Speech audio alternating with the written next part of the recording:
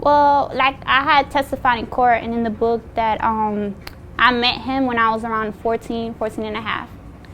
To me, I used to like be a tomboy, so I was always with like gang members or like drug dealers and stuff, and I didn't have a boyfriend. You know, I wasn't a pretty girl or nothing. He approached me, and you know, he started taking me out to eat. He even came to my house and met my family, and you know, my family used to like feed him. He used to watch movies and stuff, and you know, I was a little girl. I thought, you know, oh wow, you know, I have my boyfriend, first boyfriend. I used to like try to run away from home before, and I always got caught. So this time he was like, oh, come with me, I'll change your life. You come to New York and blah, blah, blah, blah. So after 6 months of like dating this dude, I decided, okay, I'll come with you. And when I ran away with him, like maybe like a week later, a few days later, that's when he said, you know, we're running out of money. You know, it's time to, we gotta have a shelter and food to eat and all this stuff. And he said he knows a way to make money. And that's when he started, you know, spitting the game to me to like work on the track, on the street. And when I refused, he like almost beat me to death. And that's how I got turned out into who I am today. Like, he gave me that name, Cat Stacks. Before I used to like bow down to a man. Like, whatever he would tell me to do, like jump, you jump. Like, you know, in the pimp game, you have to keep your head down, not look at another man. It's all about work, work, work, and money, money, money. You don't have a mind of your own. And I put up with it for a lot of years.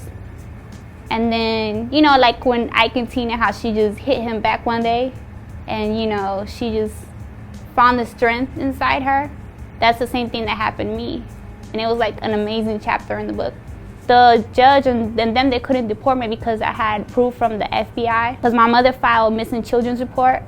And then she went to the FBI, and they had pictures of him and pictures of us. Like, I never pressed charges, but the cops took pictures one time when he beat me up outside. So they showed that in court too. Like, everything had evidence. So I got to stay in the country. When I turned 19 and I got arrested for the gun charge, because I was escorting, it was undercover cops. So they tried to deport me, but they didn't because I was pregnant with my pimp's baby. So they told me the only way you can stay here if you stay with your family, and they put an ankle bracelet on me. So that was my first time being back home, and my family, they like gave me my space, like my own room with my son, and they gave me a laptop, which I haven't used in years because I was just used to being in the street. So I made a Twitter, and it was just like my face with like a black shirt. Like, I didn't, you know, expose nothing.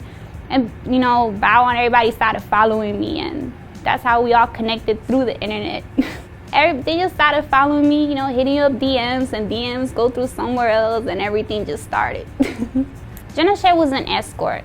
She was in the pimp life too. She was stripping, she was working. Some of the artists I met too was through her, like if they want another girl. So when my name started coming up, she felt like she should have credit. And instead of like, you know, being in the background, like, you know, I have your back, blah, blah, blah, blah, we do this together, whatever. I'm in the front right now, you know, but we still working together. And instead of her doing that, she just went nuts. And she tried to like take credit for everything. Last time I spoke to him was 2011 when I was locked up, and we haven't spoken since then. He's gonna know, but he's gonna know I had to do what I had to do to make sure he has a home, clothes on his back, and food, and he's well taken care of. He's gonna know at the end of the day it was all for him to survive. I'm not gonna be doing what I used to do before, like being reckless and, you know, all that wild stuff, but I'm gonna still do me, just not like criminal-wise. Yeah. I don't regret anything except ever leaving my home. Families should work it out. You know, parents should be attentive of their children, because you never know where they're gonna end up. Like, look how I ended up. All because I left my home.